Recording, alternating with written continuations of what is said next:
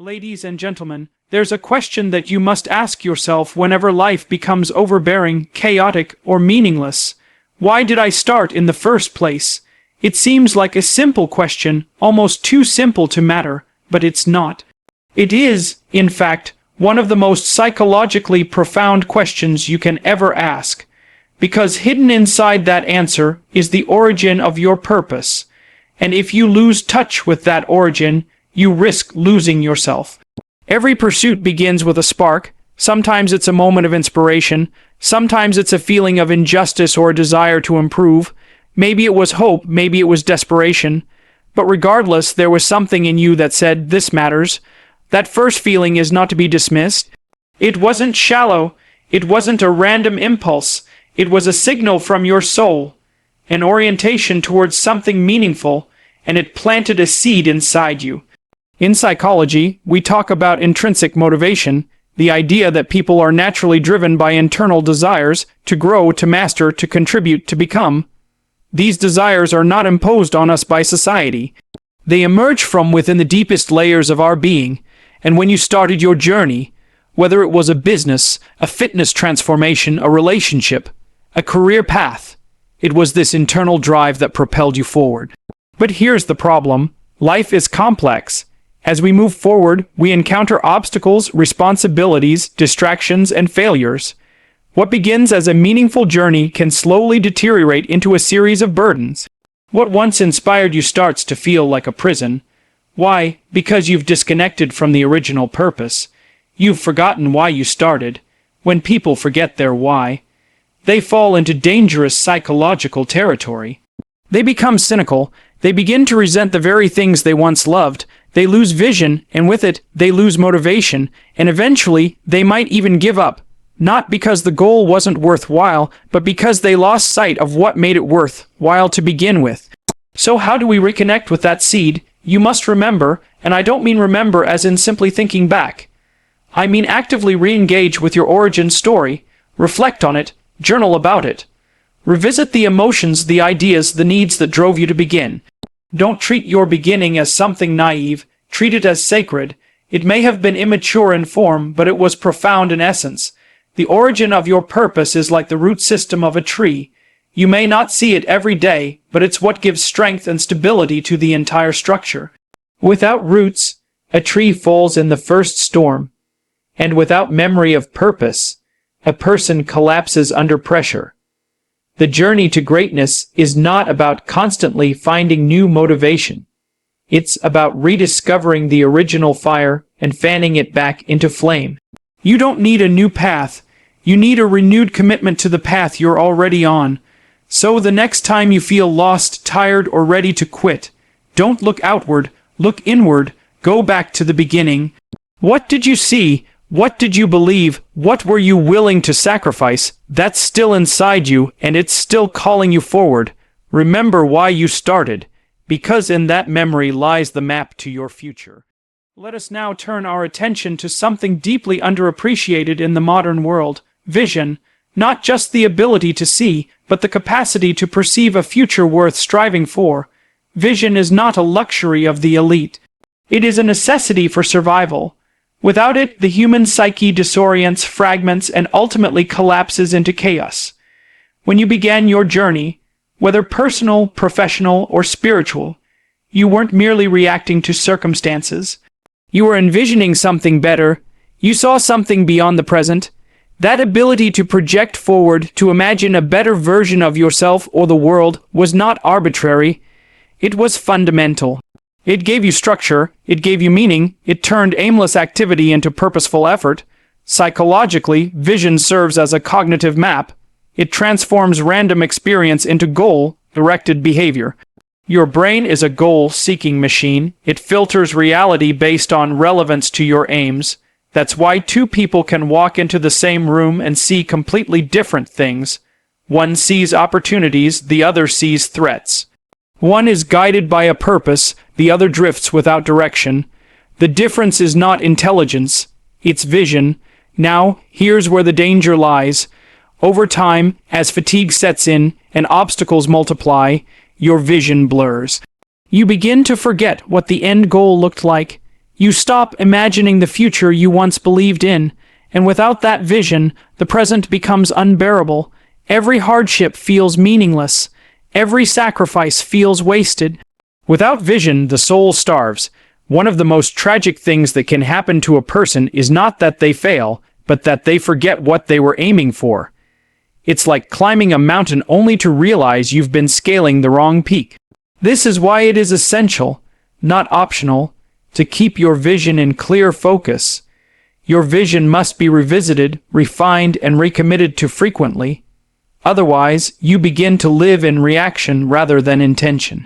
There's a powerful principle in philosophy and psychology, teleology.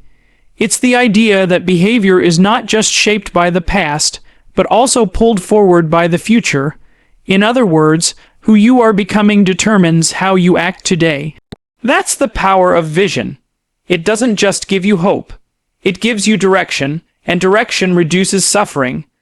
When you know where you're going, the pain you endure has a purpose. You're no longer just surviving. You're moving forward with intent. Think of vision like a compass. Without it, even the strongest ship will drift aimlessly in the ocean.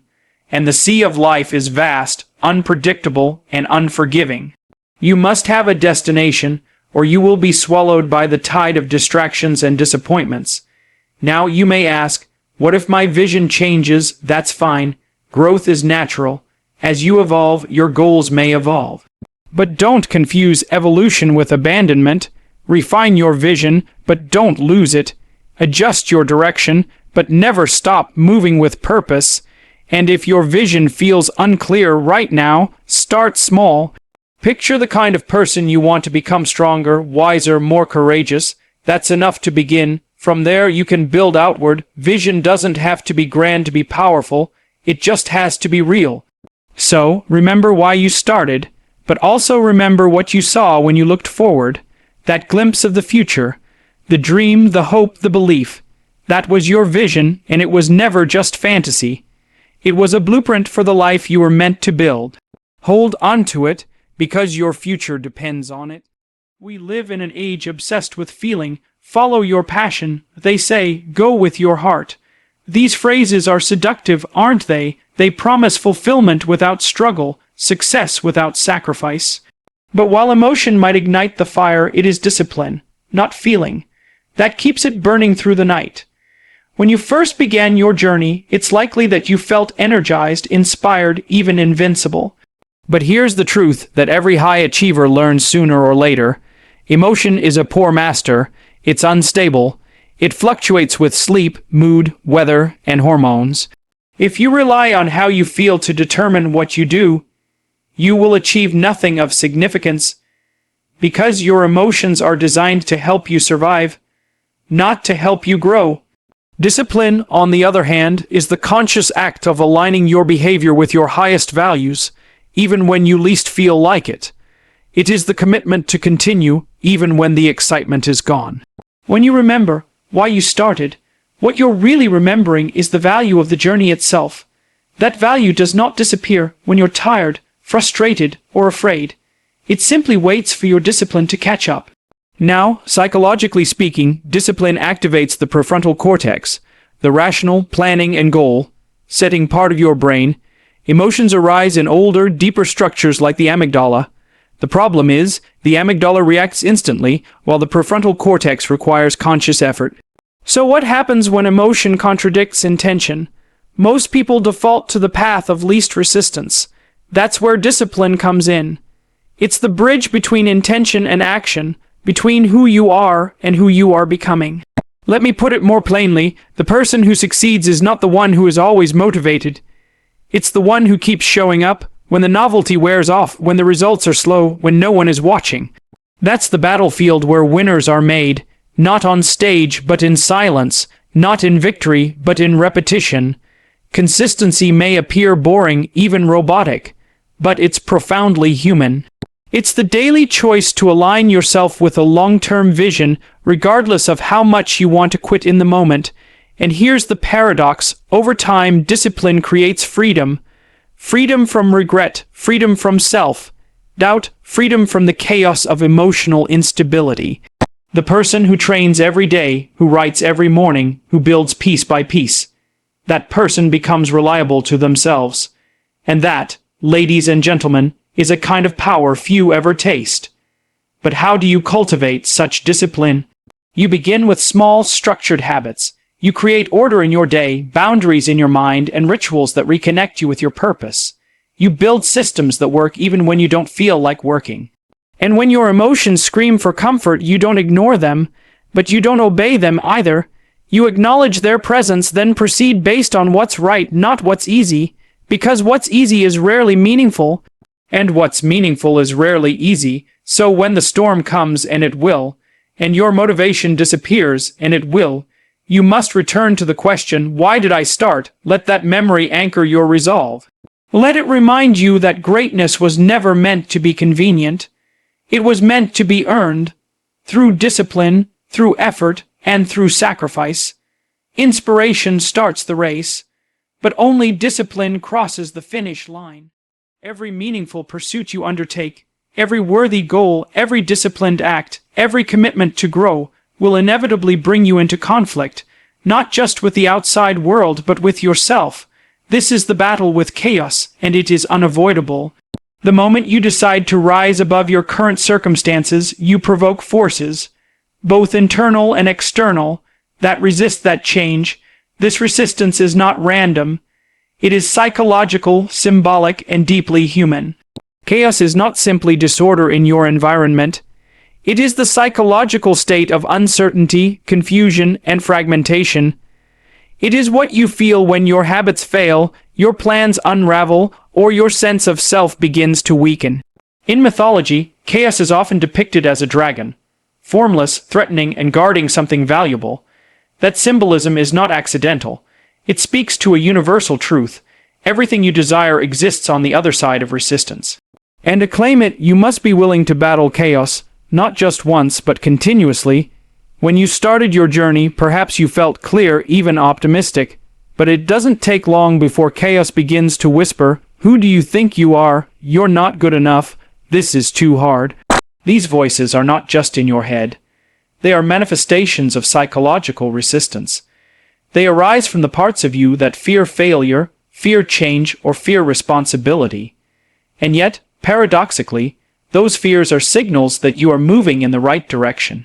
Because comfort never speaks like that, only progress does. There's a psychological theory known as self-sabotage, where individuals unconsciously undermine their own success. Why? Because the familiar, even when painful, is often safer than the unknown. Chaos thrives in this fear. It invites you to stay small, to stay distracted, to stay out of the arena. But the cost of that comfort is your potential. The cost of avoiding the battle is the slow death of meaning. How do you fight back? With responsibility. Responsibility is the sword that cuts through chaos. When you take ownership, not just of your dreams, but of your flaws, your habits, your fears, you begin to bring order into the chaos. That's how you regain psychological stability. That's how you build a life worth living. You don't eliminate chaos entirely, that's impossible. But you learn to confront it voluntarily, and in doing so, you grow stronger, braver, more integrated. Another tool in this battle is structure. You cannot navigate chaos with wishful thinking. You need a map, a clear routine, defined goals, a hierarchy of priorities.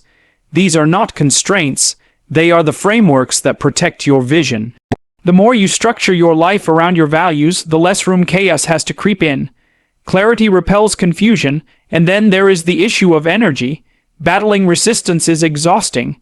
That's why it's crucial to recharge not just physically, but spiritually. Reflect often, remind yourself of your origin story, anchor yourself to your purpose. The more you remember why you started, the more resilient you become against the internal storms that threaten to derail you.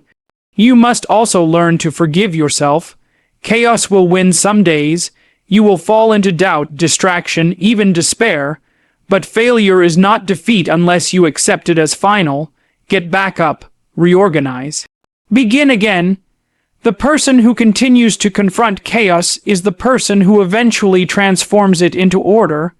So let me leave you with this truth. The presence of chaos in your life is not a sign that you're failing.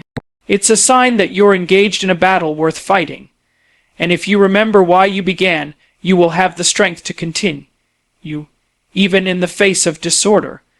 Because to bring order to chaos is not just a personal triumph. It is the very essence of becoming who you were meant to be. If there is one universal condition that binds us all, it is suffering. No one escapes it. Not the rich, not the wise, not the strong. Suffering is the inescapable cost of existence. Yet, it is not suffering itself that destroys people. It is meaningless suffering that does so. The human spirit can endure unimaginable pain, so long as it is attached to a purpose. This is not just poetic rhetoric. It is a psychological truth, verified across generations, disciplines, and cultures. When you began your journey, whatever that journey may have been, you likely did so with some hope in your heart. Perhaps it was hope for a better life, a stronger body, a healed relationship, or a sense of redemption. That hope was necessary, and it gave you momentum. But as the journey progressed, suffering inevitably arrived. Setbacks, rejections, betrayals, delays, exhaustion. These were not signs that you were on the wrong path. They were signs that your path mattered. Pain has a function. It reveals weakness. It forces adaptation. It purifies ambition. Pain is the fire through which purpose is forged, but only if you choose to let it forge you. Pain without interpretation becomes bitterness. Pain with meaning becomes fuel. Now, this distinction is crucial. People often run from suffering because they believe it signifies failure. But in truth, suffering is often the very place where transformation happens. The struggle in the gym that builds muscle, the mental fatigue during study that builds intellect, the heartbreak that teaches boundaries and strength, these are not accidents, they are necessary parts of development. And if you forget why you started, you will also forget that suffering was part of the deal from the beginning. There is a psychological term called post-traumatic growth. It refers to the phenomenon where individuals, after enduring significant adversity, emerge more mature, more focused, and more grateful. The trauma doesn't disappear, but it is reintegrated into their identity in a way that strengthens rather than weakens them. This is not denial. This is transformation, and it begins when we attach our suffering to something bigger than the pain itself. What does that mean practically? It means that when you're in pain, physical, emotional, spiritual, you must ask yourself, what is this pain producing in me? What is it pointing me toward? What is it requiring me to become? Pain becomes fuel when it is aimed, when you use it to push forward, not fall backward. And to do that effectively, you must return to your original why. Because your purpose is what redeems the suffering. Without it, you're just hurting. But with it, you are building something through the hurt. And this is what separates those who grow from pain from those who are destroyed by it. The belief that their struggle is meaningful. Of course, there will be moments when it doesn't feel meaningful. Moments when the pain is too sharp, too long, too heavy. That's when memory becomes essential. You must remember why you started. You must hold that image, that reason, that truth close to your chest and say, this hurts, but I chose this path and I will see it through. Because the truth is, anything worth building, your body, your career, your family, your character, will require pain. Not optional, required. The key is not to eliminate the pain. The key is to integrate it, to make it serve something higher, to make it contribute to the person you are becoming. When pain is given a purpose, it becomes power. And when you suffer for something meaningful, you are not merely enduring. You are transforming. Momentum is a mysterious force. When you have it, effort feels effortless. You act decisively, progress compounds, and confidence builds naturally. But when you lose it, when your days become disordered and your goals become distant, everything begins to slow. You become unsure, you hesitate, and if you're not careful, that hesitation turns into paralysis. At the heart of this shift lies one critical failure: forgetting why you started. Forgetting is not just a passive lapse in memory. It is a subtle form of drift. You don't wake up one morning and say, I no longer care about my purpose. No, it happens quietly. One skipped workout, one broken promise, one postponed decision. These don't seem like much in isolation. But over time, they begin to stack. and what once was a fire becomes a flicker. The sharpness of your vision dulls, the meaning behind your actions fades, and you find yourself merely going through the motions, detached from the original motivation that once fueled your steps. Psychologically, this process is often unconscious. The human brain is designed to seek novelty and avoid pain. Repetition, discipline, and delayed gratification run counter to our instincts. That's why sustaining progress is so difficult. The longer the journey, the greater the temptation to forget what made it worthwhile. And once the why is lost, the how becomes a burden. You start asking the wrong questions. Why bother? What's the point? Is this really worth it? These are not honest reflections. They are signals of disconnection. The cost of forgetting your purpose is not just internal, it is external, too. You begin to lose momentum in your work, your habits, your relationships. Tasks that once inspired you now feel mechanical. Conversations lose their depth. Routines lose their meaning. You start showing up late or not at all. And slowly, you become someone you no longer recognize. Momentum, once lost, is hard to regain. Not because you've become weak, but because you've lost orientation. You are no longer moving towards something. You're simply moving, and movement without direction is not progress. It's exhaustion. So how do you combat this drift? You remember, you reconnect, not once, but daily. You revisit the reasons you began, the goals you set, the values you believed in, the future you envisioned. This act of remembering is not nostalgia. It is realignment. It's like reciting the compass before continuing the journey. It reminds you not only where you're going, but why the journey matters at all. One of the most powerful practices you can adopt is regular reflection. Write down your goals, review them weekly. Rehearse the original fire that started your pursuit. Ask yourself, what was the problem I wanted to solve? Who was I trying to become? What future was I committed to building? These questions don't just spark motivation. They restore orientation. And beware of the distractions that feed forgetfulness. The noise, the notifications, the opinions of others, these are not neutral. They chip away at your focus. They flood your mental space with chaos.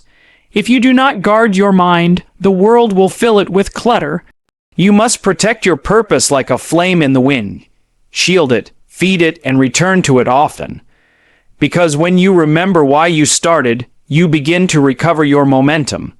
And when momentum returns, so does clarity. So does energy. So does progress. The path becomes clear again, not because it got easier, but because you got reconnected. Forgetting is the beginning of failure. Remembering is the beginning of renewal. In the beginning, it's easy to feel driven. You're filled with energy. You can see the goal clearly. There's a spark in your soul. But over time, the routine becomes ordinary. The pressures mount. The initial excitement wears off. And without intentional action, what once burned like fire now barely glows like a coal. If you do not reconnect with the original fire, your path will grow cold. This is not a flaw in your character. It is a law of nature. What is not renewed will decay. Motivation is not a permanent state. It's not something you find once and keep forever. It must be cultivated. You must reignite it through deliberate effort. Just like a fire needs air and fuel, your drive needs attention and ritual. The question isn't, why am I not motivated anymore? The question is, what have I done today to reconnect with my purpose? Let's begin with one foundational truth. You cannot rely on emotion to carry you forward. Emotion is reactive. It changes based on how you slept, what you ate, who you spoke to. But discipline, as we discussed earlier, is proactive. And when discipline is paired with reflection, it creates a stable foundation for sustained drive. So how do you reconnect with the fire? You build daily practices that realign your mind, body, and spirit with your deepest intentions. First, start your day with meaning. Before you scroll, before you speak, sit in silence. Reflect, meditate, read a paragraph from a book that reminds you who you want to become, write a sentence about what matters most. These practices are not indulgent, they are essential. The mind, if left unchecked, defaults to anxiety and distraction. Your first thoughts shape your emotional state. Begin with purpose. Second, rehearse your why. Say it aloud, write it down, post it on your wall, your reason for starting. The thing that first lit the fire needs to stay in front of you.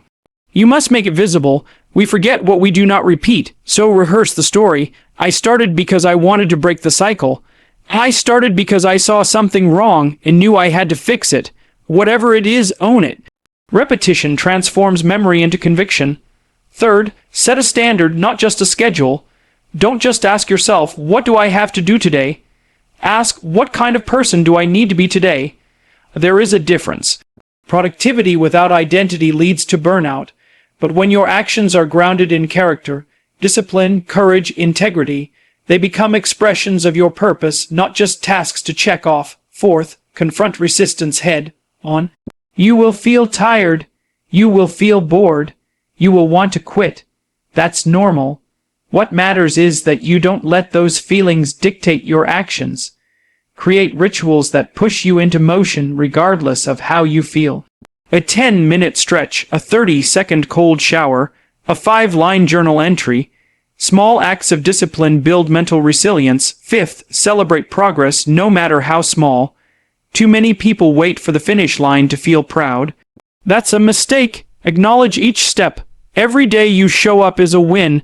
Every day you resist the urge to quit is a quiet act of strength. When you celebrate the process, the journey becomes rewarding, not just the outcome. Remember this, your fire is not gone. It is buried, under distraction, under fatigue, under the weight of daily obligations, but it is still there, and it will return the moment you commit, not once, but daily, to reignite it. You started for a reason. You saw something worth chasing. You believed in something bigger than your current comfort. Don't let that belief die. Keep it alive through action, through ritual, through remembering. Because in the end, the difference between those who burn out and those who burn bright is not talent. It's not luck.